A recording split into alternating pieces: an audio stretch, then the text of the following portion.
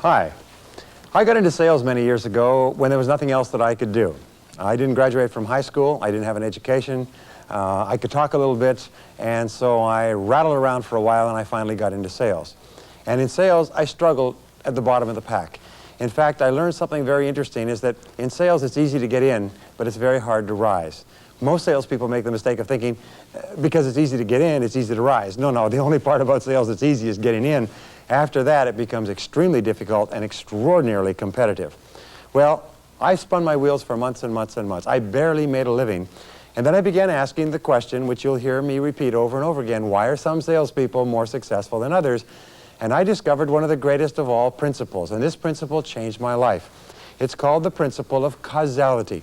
Socrates first articulated it in 410 BC. The principle of causality is what you and I call the law of cause and effect. Now, this is so powerful that all of our society, all of our life, everything is based on the law of cause and effect. It's often considered the iron law of human destiny. It determines everything that happens to you, and it determines everything that doesn't happen to you.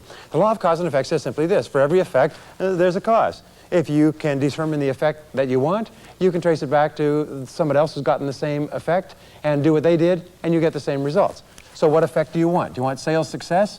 Well, it's a cause and effect relationship.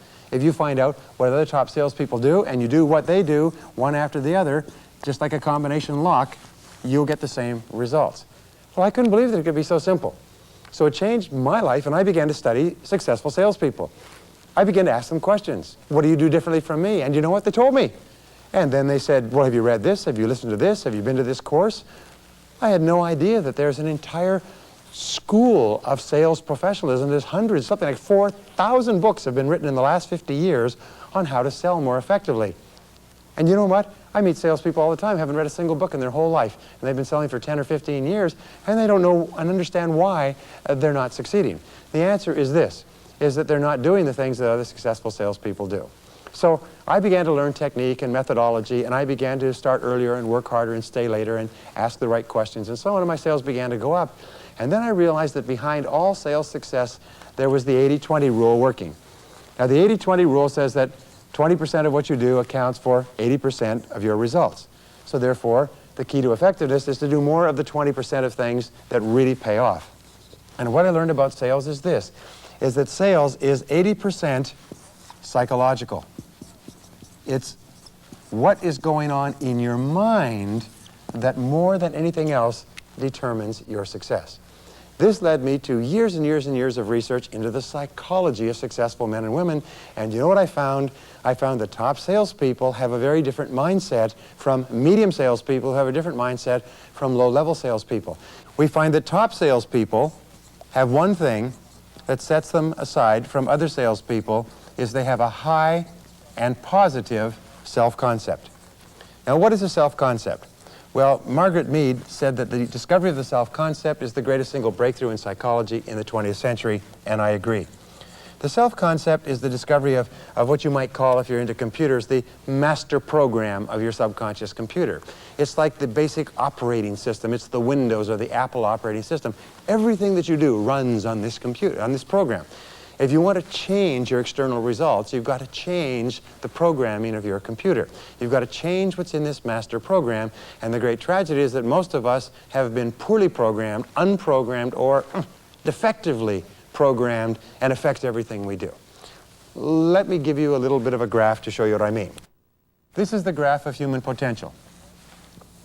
Now let us imagine that this is your potential for effectiveness as a salesperson, as a person. This is how much potential you have. You've heard it, and this came as a shock to me, even though I'd heard it 100 times before, that the average person uses less than 10% of their potential. In fact, the research at Stanford Brain Institute is far worse than that. It says that the average person uses closer to 2%. So let's say that you're a genius and you're using 10%. It means even then that 90% of your potential is left untapped. This explains why it is that some salespeople make 10 times as much money selling the same product as other salespeople. Why is it? It's because they're using more of their inherent potential. Now, here's an important point. People don't have more potential, they just use more of it. Nobody has more than you do. Every single person who is at the top of their field today was once at the bottom of their field. and they found out how to get more out of themselves and they rose to the top. So when we talk about self-concept, we find there's a direct relationship between your self-concept and your level of effectiveness. And since your self-concept is usually far lower, your conception of yourself and your abilities is usually far lower than it could be, your performance is lower too. Here's the most incredible thing about your self-concept: it's largely subjective. What does that mean? It's based on thoughts, feelings, ideas, beliefs that may or may not be true, and in many cases are not. Here's the most important part of self-concept, is that most of us have self-limiting beliefs. We have beliefs about ourselves that limit our performance and our ability that are simply not true. We look at other people that are doing extremely well and we say, gee, I wish I could be like them, wish I could be thin, wish I could be prosperous, wish I could have a nice house, wish I could have a nice car, wish I could be the top of my field and win the prizes. But those people who are doing all that are no different or better than you. They've just found out how it works, and they've just gotten more out of themselves than you're getting, because they realize that since they're subjective, in other words, they don't really exist in fact, they can be changed. And if you change yours, you change your results as well.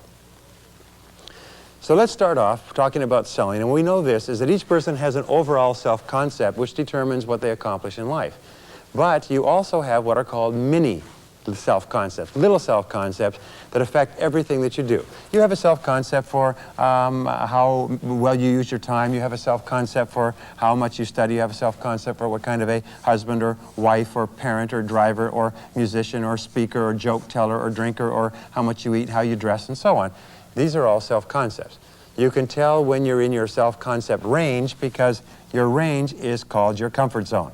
Everybody has a comfort zone, a high and a low, with regard to every part of your life that's important. Now in sales, let's say here's the sales range of many self-concepts. You also have a series of self-concepts, and these will revolve around how good you are in the various parts of the selling process. For example, you'll have a self-concept range in terms of telephone skills. If you feel good about yourself in terms of the telephone, you'll like to use the telephone and you'll be good at it, because your self-concept determines your performance. You always perform on the outside based on your self-concept level of performance on the inside. In other words, it is not your inherent potential, your inherent performance ability, it is the ability that you perceive that you have. Have you ever had an experience where you tried something new that you've never done before, or you tried something that in the past you thought you had no talent for and found that you did it quite well? What happened was you had an old piece of programming that suggested that you couldn't do it or couldn't do it well, but when you tried it, you found that that piece of programming was incorrect. What is called erroneous data had been accidentally put into your computer, and it turns out you have the capacity to be good.